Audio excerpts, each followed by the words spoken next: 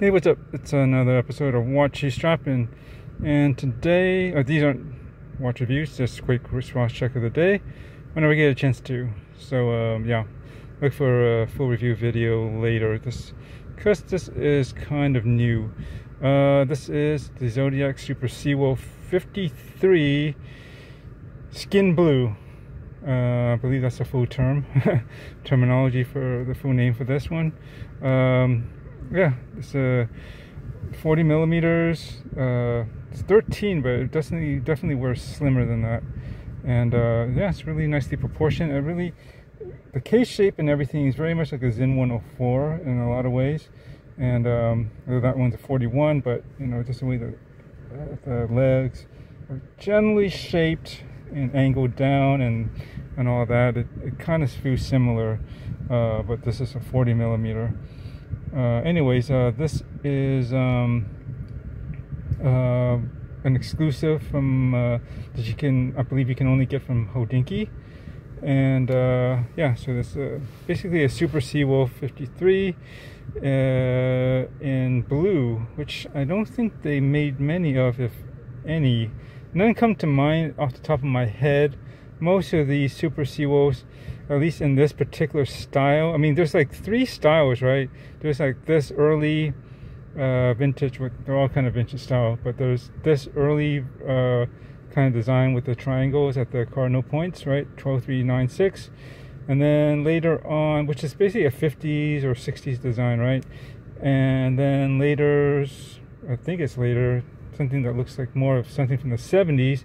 You'll have the one that has the stick indices and stick hands, and there's a date at the 3 if I recall, and then make a GMT version of that one too, and they have like a contrasting chaptering on the dial on the outside, right? You've seen a lot of those very colorful, even more colorful versions of the Zodiac Super Seawolf 53, which makes it really confusing because they're all called Super Seawolf 53, I believe, but then there's like 3 different styles. So there's that other one I'm talking about. You see them in what they call, I don't know, watermelon colors, kind of like a bright green or teal plus orange. And you've seen the sherbet, or is this orange sherbet? Is that what it's called?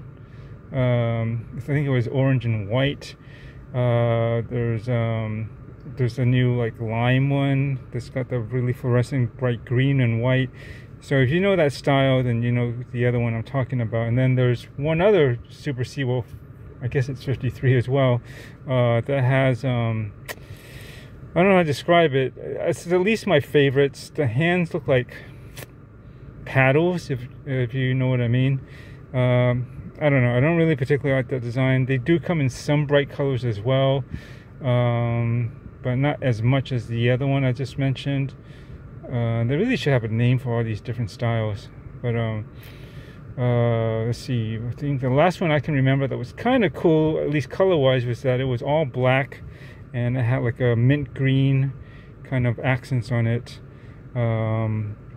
But I just don't like that style. So I like this or the other one that's got the retro kind of 70s funky with the bright colors, brighter contrasty colors that you've seen. Yeah, and so this version, usually they see these basically in black, maybe white, and I guess silver, as far as I can recall. I don't remember seeing actually too many in blue, so I thought this was pretty nice and unique. It's got a nice radiant blue dial, as most Zodiacs with this type of bezels inserts are. It looks like a sapphire or bakelite bezel, but it's actually mineral crystal. I don't know why they choose to use mineral and not sapphire, but they use sapphire for the actual crystal of the, you know, over the dial itself. Kind of interesting, and you would think you should just use sapphire to keep with the scratch resistance and everything as the crystal on over the dial, but they don't. Anyone know why? Let me know. But no big deal. I'm not that rough on my watches anyway, so I'm sure it'll be fine. And let's see, well, the strap of choice today is going to be the stock one, which is basically this, it's not exactly an oyster bracelet. It's trying to mimic a rivet style, I think, because of the way the outside edges have this extra detail.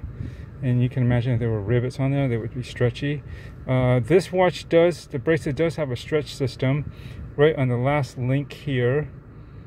I can't show it because I have one hand, and actually there is one other one on this side, but because of the way it's you can only size it, even at the smallest settings, if I kept both of them, because there was only basically 2 links to be removed to size it, and then you got to rely on the micro adjust. That's those little pins right here.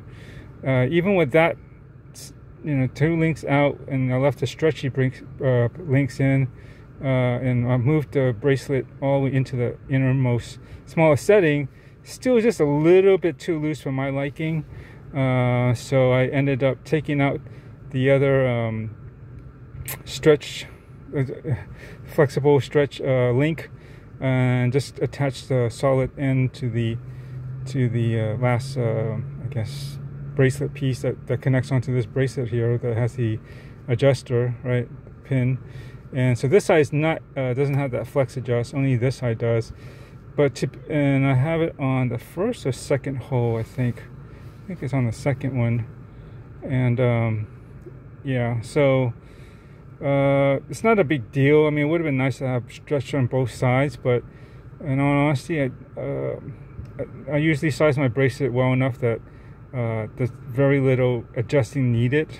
It's just about the right size, and I think this works fine. The only thing I don't like about it, and there's not much I can do about it, is that it does make the clasp offset more to, I guess, the outer side over this side more than I usually do, because as it is, I basically remove 1 link on this side, 2 links on this side, but usually most other bracelets, I end up taking out the reverse, usually 2 here and 1 on this side. I prefer the outer side longer so that this clasp will be a little bit more centered with my wrist, As it is, the logo is centered basically with my wrist, right down the middle more. But yeah, because you just can't remove this last link, the one that stretches. At least I don't think so. I'm not sure how you get to this particular pin or whatever system. It's not a screw that's holding in this piece. I don't know, it's tricky. Trust me, I've thought about it and I looked at it, and I don't think it's worth it just to shift this over by about 1 link. It sits fine, it's comfortable enough, and yeah, so I don't have to mess with it. But that's the only thing I would say, especially if you have a smaller wrist than mine. Mine's just under 7 inches, so it's like 6.875, so not quite, a little bit more than 6 1/4. It's actually 6 5/8, I guess you would consider it. But if you have anything smaller, you can sure wear the bracelet, but I wouldn't. But this style, like I said, since you can only pull more links out of this side, you're gonna end up with this clasp maybe a bit more to the outer right side than even mine. So that might not look so good. And even if you left the bracelet, I mean the last stretchy link on, and moved it all the way in, you still, it probably will be still, I think it'll be too loose, because even on my wrist it felt just a little too loose. I don't like it when the watch head, falls and kind of goes over to this outer side here, of my wrist, which if it's too loose it will do that, but right now it's just fine. Anyways, babbling on enough. Just wanted to get this one in at the time, and the hand position isn't too bad for being after work, that is. So you'll definitely see more of this in the upcoming days. Yeah, I just wanted to try Zodiac Super Seawolf for a while. Was going to go for the other, I call it the Funky 70s retro style, which is the one with the more brighter contrasty colors and the stick hands and markers all round. But I had my reasons for not going with that and decided to go with this one instead. And we'll talk about that more later. So anyways, thanks for watching, and I'll catch you next. Alright, laters.